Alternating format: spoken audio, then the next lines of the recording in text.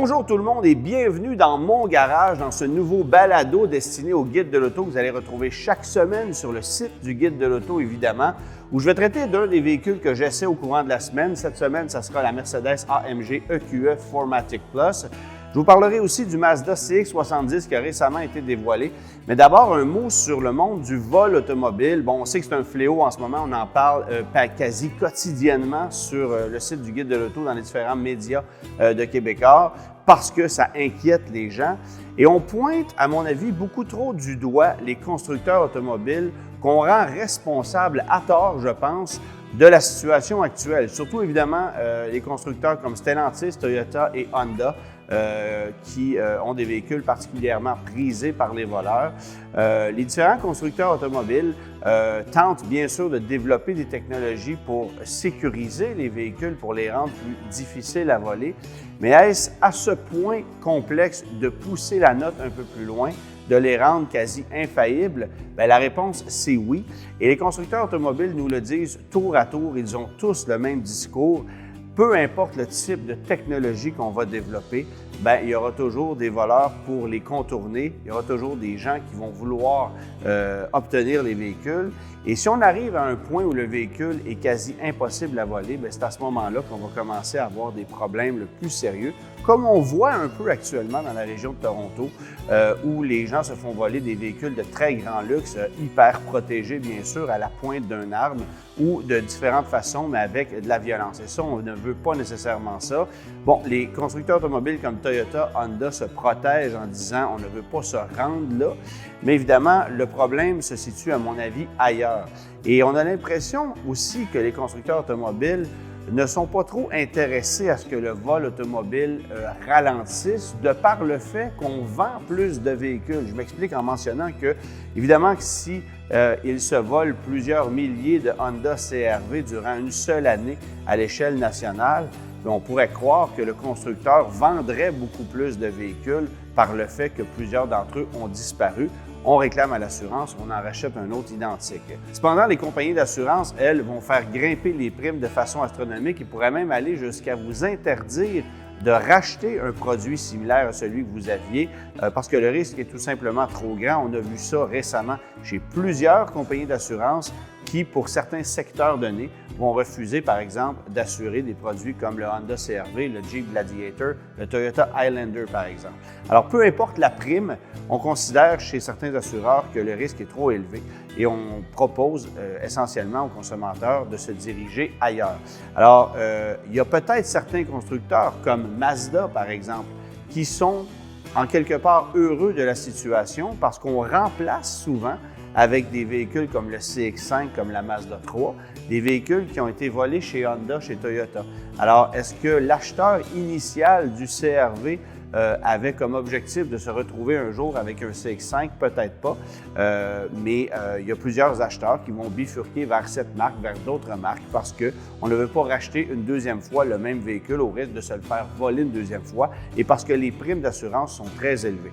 Alors, croyez-moi, les constructeurs automobiles qui sont principalement visés, ceux que je viens de vous nommer, Stellantis, General Motors aussi, Ford dans le cas du F-150, évidemment Honda, Toyota, Lexus, Acura, ne sont pas très heureux de la situation actuelle. Jusqu'à il y a quelques années, bon, ils se volaient un certain nombre de véhicules, on était capable de composer avec ça et effectivement qu'à la fin de l'année, on avait vendu quelques dizaines de véhicules supplémentaires et ça faisait l'affaire du constructeur. Mais aujourd'hui, le fléau est beaucoup trop important pour qu'on ne pense qu'à nos poches.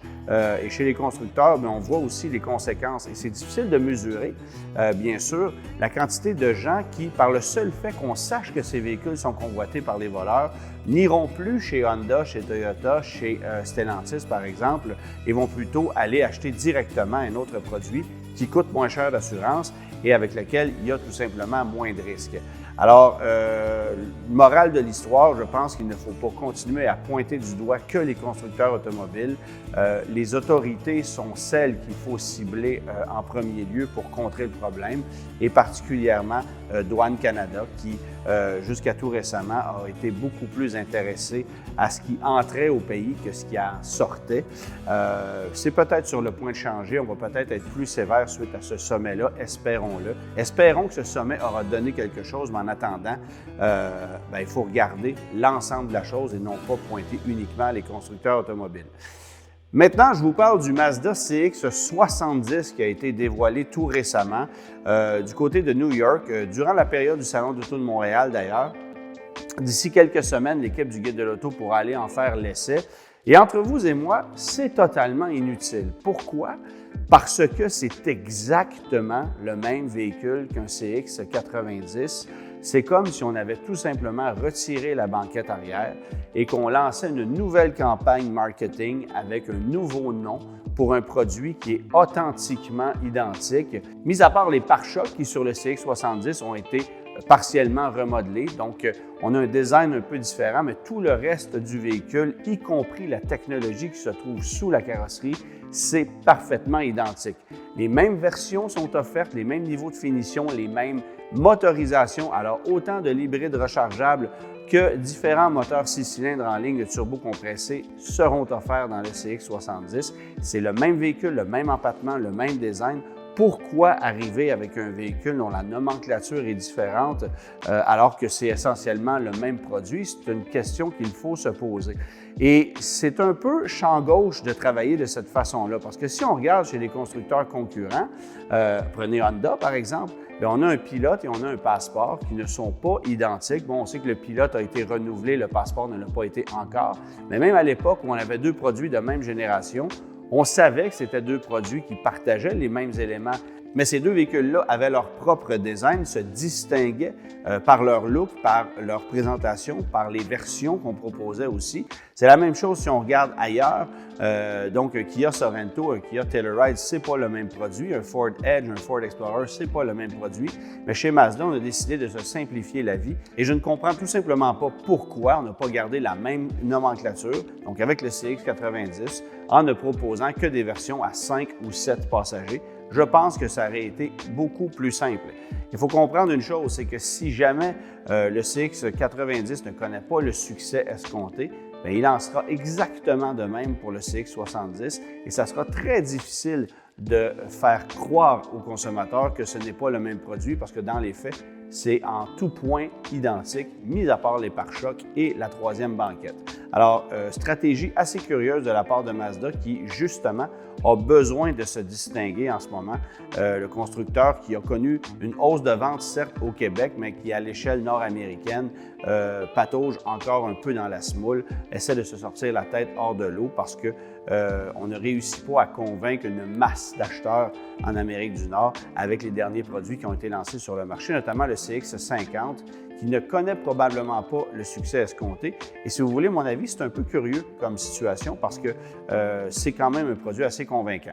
Je vous parle maintenant de la Mercedes-Benz EQE que je conduis cette semaine, version AMG, la plus puissante de toutes et malheureusement celle qui offre la plus faible autonomie, annoncée à 367 km. J'ai conduit cette semaine, la température à l'extérieur oscillait entre 5 et moins 5 degrés. Et j'ai réussi à faire essentiellement l'autonomie annoncée. Alors, c'est dire qu'on est probablement capable de faire un peu mieux durant la saison estivale parce que j'ai réussi à atteindre facilement 350 km sur une seule charge. On annonce 367. Évidemment, c'est une voiture de performance. Tout dépend, bien sûr, comment vous allez la conduire parce que c'est une fusée en accélération, 3,5 secondes pour le 0,5 km/h, 220 km/h en vitesse de pointe, mais c'est tout simplement trop rapide. Et je vous avoue que par rapport à une EQE d'entrée de gamme, donc la EQE 350, certes, c'est beaucoup plus puissant.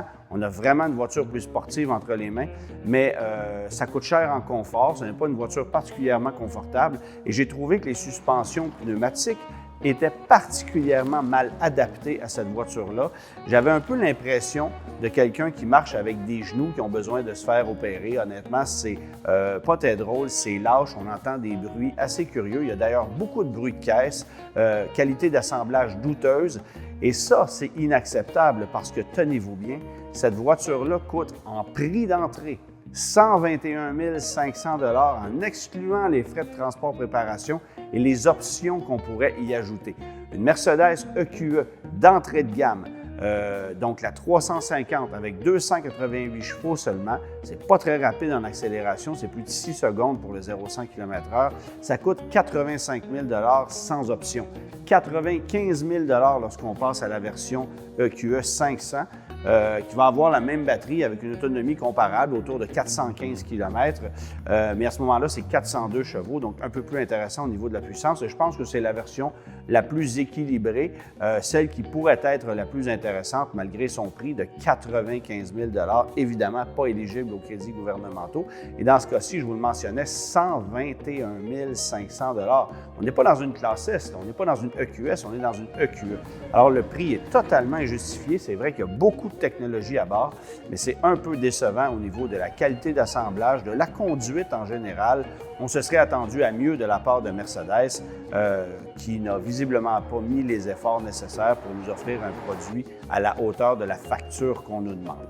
Je termine maintenant avec une question quiz et la réponse viendra dans le prochain vidéo la semaine prochaine.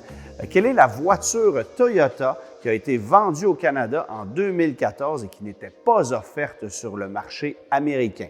Quelle est la voiture Toyota qui a été vendue chez nous au Canada en 2014 et qui n'était pas offerte sur le marché américain? Réponse la semaine prochaine.